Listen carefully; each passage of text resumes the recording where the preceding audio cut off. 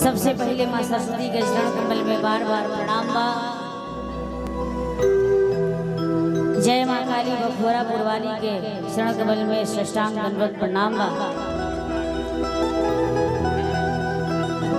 यह संजोल के माई के चरण में साष्टांग प्रणाम बा।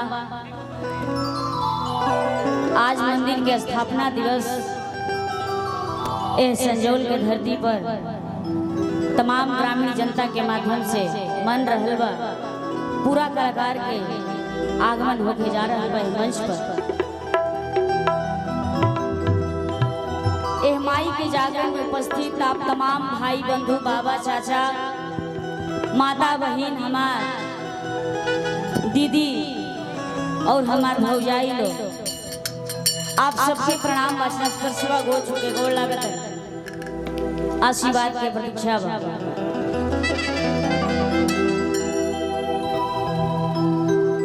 बड़ी हम अपने आप के सौभाग्यशाली मानतनी के धरती पर आवे के मौका मिलल।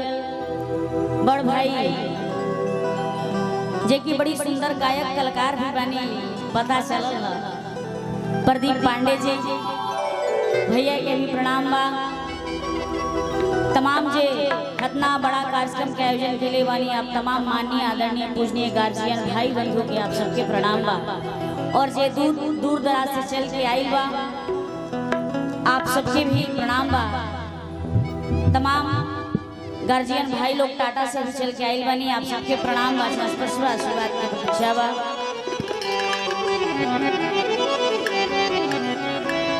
बखोरापुर से चल के बड़ भाई जकरा के माई साक्षात आशीर्वाद देले बड़ी जे मंदिर के देश विदेश तक माई के भक्ति भाव के प्रचार प्रसार में हमेशा लागल रहिला। हमार बड़ भाई भोजपुरी कलाकार के मान सम्मान देवे वाला तमाम कलाकार लोग के मान देवे वाला और हमरा के भी माने वाला हमार बड़ भाई सुनील सिंह गोपाल भैया के भी आगमन भइल बा। कार्यक्रम में भैया के प्रणाम बा। रवि भैया भी आई बनी और हमनी के गार्जियन बीडी चाचा भी उपस्थित बानी है कार्यक्रम में। वहाँ के समझी जी भी उपस्थित बानी। बीडी चाचा और बीडी चाचा जी के समझी जी आपके प्रणाम बा। जरा के हम चेहरा से पहचाना तनी नाम नहीं जाना आप सबके साष्टांग दंडवत प्रणाम बा।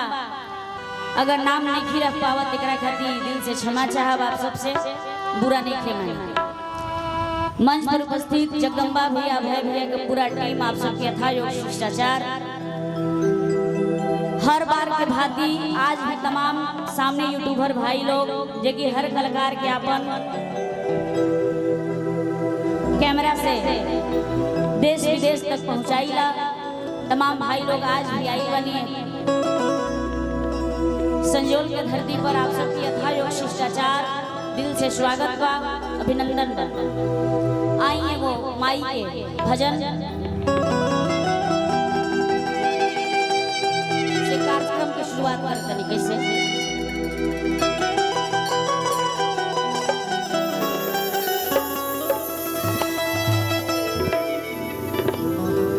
भक्त कह तड़का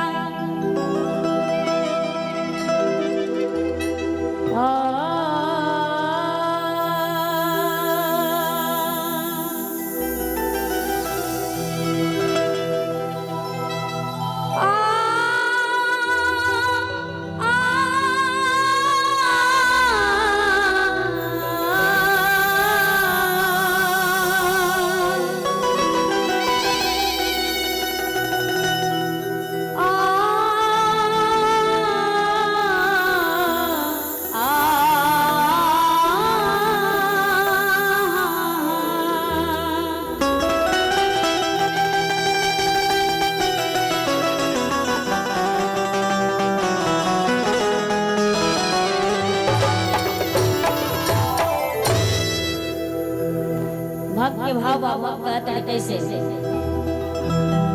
कि माई हमरा मन में श्रद्धा बा कि रउरा हमरा घरे आती और हम विधिवत पूजा पाठ करती। भक्त कहत कैसे कि घर ही में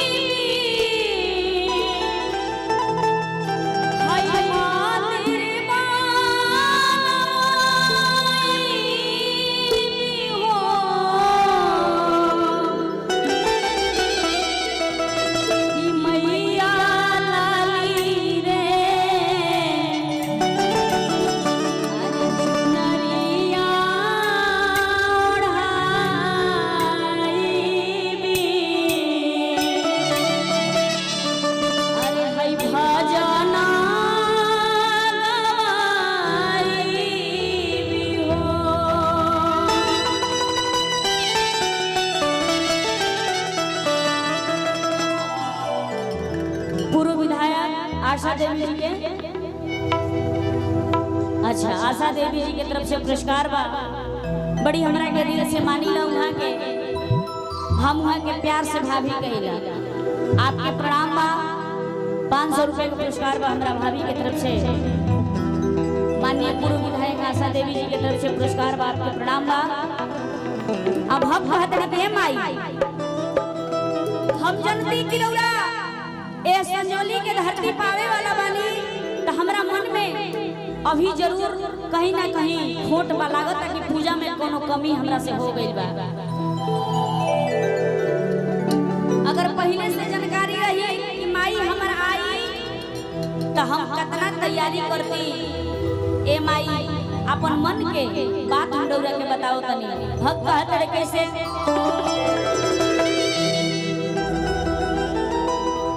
कि जनती जे माई अइबो,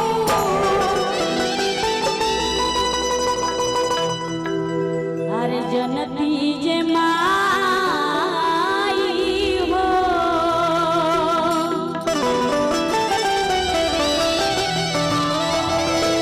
ए माई हो, ए माई हो,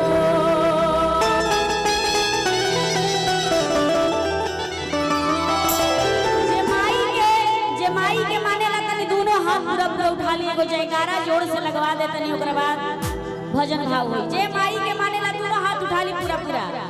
जे माई के मानेला, जे माई से अपन छोट अपने आप में समझत हो, पीछे के जितना भी भाई माई से रौरा छोट अपने आप में समझत हो, माई के बेटा तो दोनों हाथ उठा के बोली काली मैया की, बोली बखोरापुर के काली मैया की, बोली साचे दरबार की, हनुमान महाराज की, शंकर भगवान की। भक्त लड़का कि जनती जमाई अइबो, जनती जमाई अइबो, हमरा दुलारी बगारी से। जनती जमाई अइबो, जनती जमाई अइबो, हमरा दुलारी बगारी से।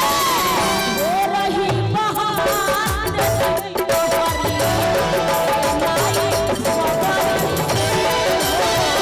ओ रही बहार तोहरी, ए माई बगारी से। हमार बड़ भैया सुनील भैया, जेकर प्यार आशीर्वाद हमार बीनी चाचा जी के समधी जी, आज के वो एकदम धीरे धीरे बीनी चाचा, आज ऐसा मौका नहीं है कि समधी जी के गाड़ी दिया, गाड़ी वाला मौका रही तो गाड़ी दिया। पुरस्कार बा हजारों हजार रुपए के, आपके प्रणाम आशीर्वाद कर अच्छा बा। जनती जमाई अइबो, जनती जमाई अइबो, हमरा दुलारी बगारी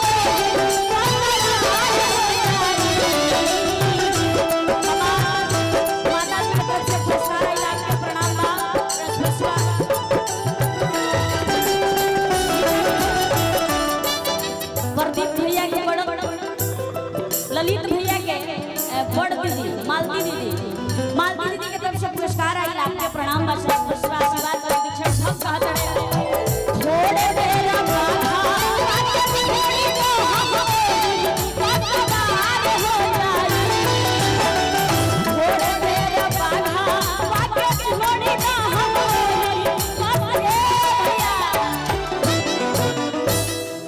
हमार सिपाही चाचा, मेजर चाचा, हाँ मेजर चाचा, अब बीडी चाचा जी हजारों हजार रुपए का पुरस्कार, आपके प्रणाम साष्टांग दंडवत। एक मिनट एगो गीत गा, हमार बीडी चाचा दिल के धनी इंसान, भोजपुर के शान।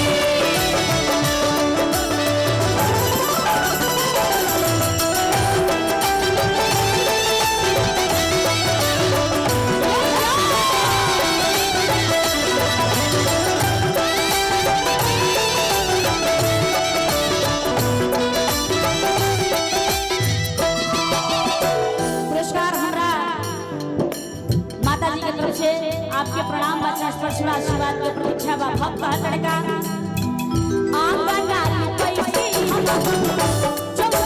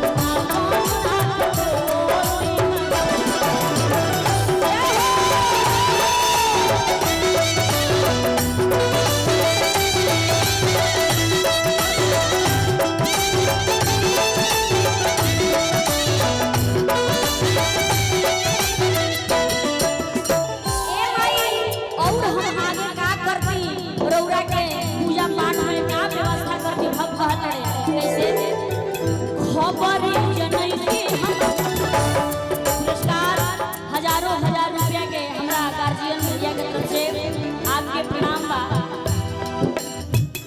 हजारों रुपया के रमेश पांडे जी, ललित पांडे जी, हमरा ललित भैया के चाचा जी रमेश पांडे जी की तरफ से हजारों रुपया का पुरस्कार बा। आपके प्रणाम बा, आशीर्वाद बा। भक्त का लड़का खबर